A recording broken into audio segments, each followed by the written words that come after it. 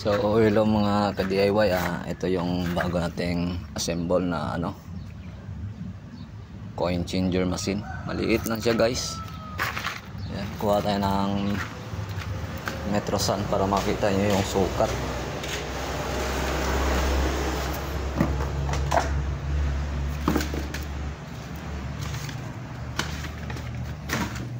Hanapin natin yung Metrosan ko. So ito yung isang coin hopper natin. Tapos yung ginamit natin is yung black na coin hopper. Kuha lang tayo ng Metrosan guys. Yes, yung Metrosan ko. Wala yung Metrosan.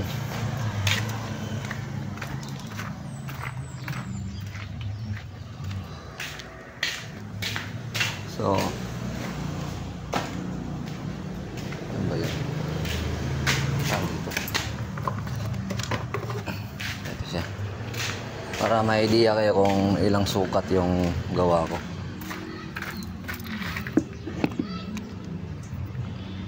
So ayan. So dito tayo sa side part.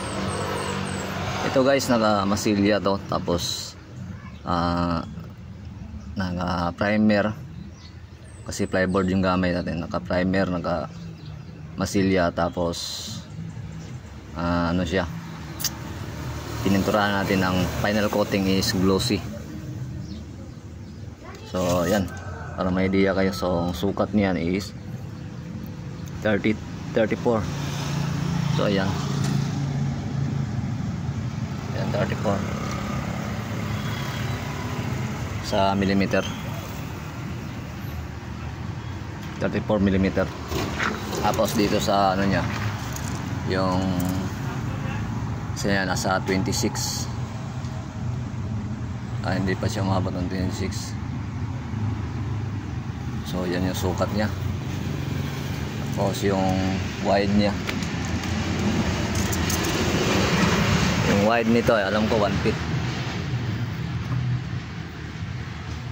Ayan, 1 feet. Yun ang importante makuha nyo. Tapos dito naman sa box niya, yung top pala, nakita nyo na kanina pala yun. Dito is 5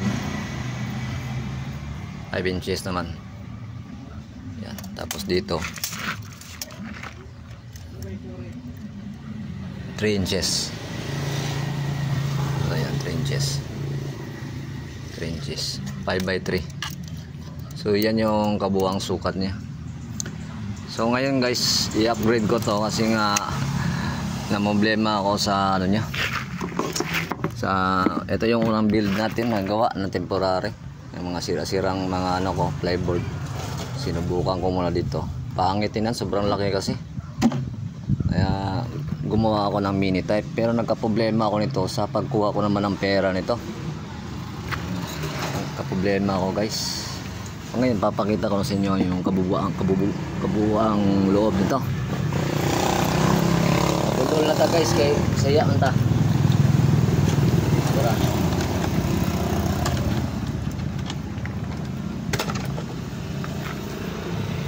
So karon guys, pakita nato sa inyo ang iyang sulod. So dara. So iba na yung coin hopper ko guys, yung kulay black na may stand. Tapos ito natatanggal to guys. Yan, nakasirado yan dyan, yan, para madami kang malagay guys. Kasi ito pag nilagyan ko ng, ang laman nito guys is 3,720. Tapos dito ano na siya, pag mapuno na siya dito sa may guhit nito na itong dito sa may plastic niya is estimate ko lang mga 5K. Tapos paano pa dito, so kaya niya 10K. Pero ang problema yung power supply natin aabot na dito. Siguro kahit lagyan natin ng mga 8K okay siya. Kasi yan tingnan nyo pag sirado ko. So yan, nasa gitna siya. So yan, problema ko dito, ito na dito pagkuha ko nitong barya na to. Tapos madali siyang puno kasi nga maliit lang yung ano niya, space niya dito. Tapos pag maghulog ka ng barya. Ngayon ito, lugan natin 1,000 para makita nyo yung actual. Ilagay natin yan. Tingnan nyo yung ano guys. So ilulog natin.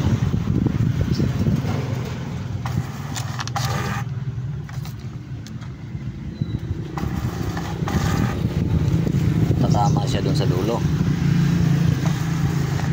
So ayan, may tendency na ibalik niya kasi tumutama siya. So ayan, in-accept na niya. Mag-dispense niya ng 1,000.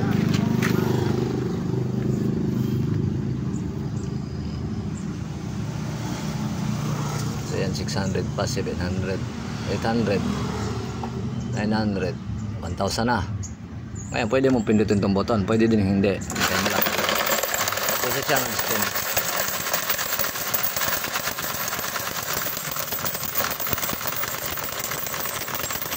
Binabawasan niya yung 1,000, kaya 400 na. 200 na lang. 100 na lang. So ayun, eto 1,000 na to guys. Yan, 1,000 yan. 1,000 yan guys. Tapos ngayon ang gagawin natin is bali tatanggalin natin to. Ito ang may nakita kong paraan guys. Bali ang laman lang nito is itong coin hopper lang talaga. Ito lang yung laman nito. Tapos nakabukod na yung ito, nakabukod na to. Ito. So para di masayang tong plyboard ko, tatabunan ko lang din ulit ng plyboard. Pati ito dito sa coin slot, pati ito. Tabunan ko. Tapos ibukod ko to. Magawa ko na isang maliit lang na box para doon sila maghulog. Magpa-barya. Tapos sa kabila na kukunin yung pinabarya nila. So abangan nyo lang guys yung gagawin nating upgrade nito. Kasi pag malaki kasing box, malaki ding takaw sa space, kaya naisipan kong i-upgrade siya ngayon. Bagong gawa lang to, kahapon ko pa natapos. So ngayon, kasi ito yung malaki oh, tingnan nyo. So napakapangit. Ganyan yung form dapat niyan. Sobrang laki niyan guys. Kumpara mo dito sa isa. So ayan siya. So ang difference nila guys.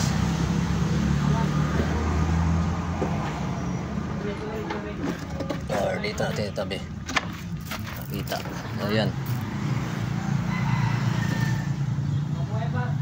So yan ang difference niya. So may nakita kong solusyon nito. Gagawa tayo ng maliit na box na ganito na din kalaki. Dedicated lang for the bell acceptor and then the coin slot and timer tsaka switch. Yan. Dedicated lang siya sa ito na parts. Yung motor kasi hindi naman problema yan kasi 220 yun, tapos dadaan siya dito sa relay. So gagawin natin parang ano lang din, carwash lang din.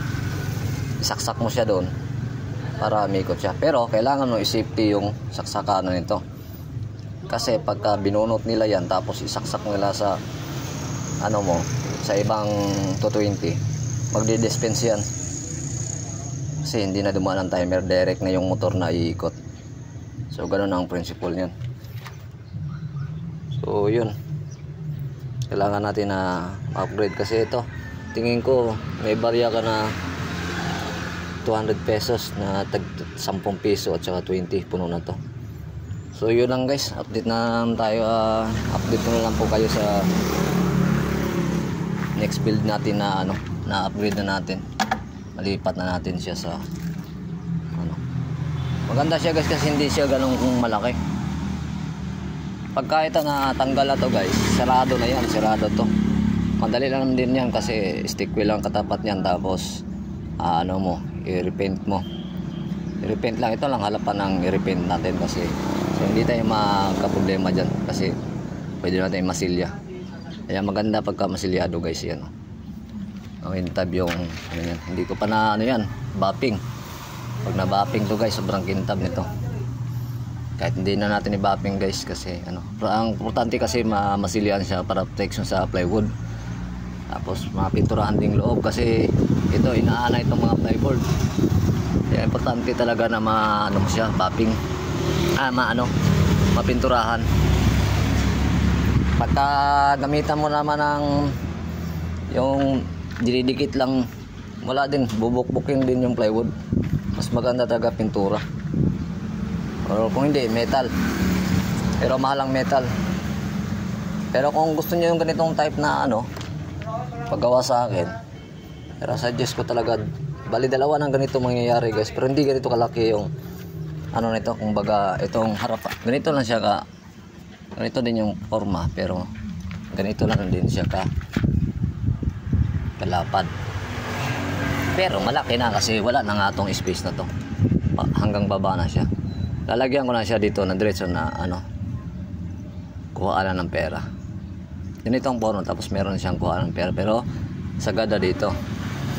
Kasi yun na yun ang pera mo, kasi dito nga sila nagbabarya, di ba? Diyan. Yun ang income ng coin changer mo.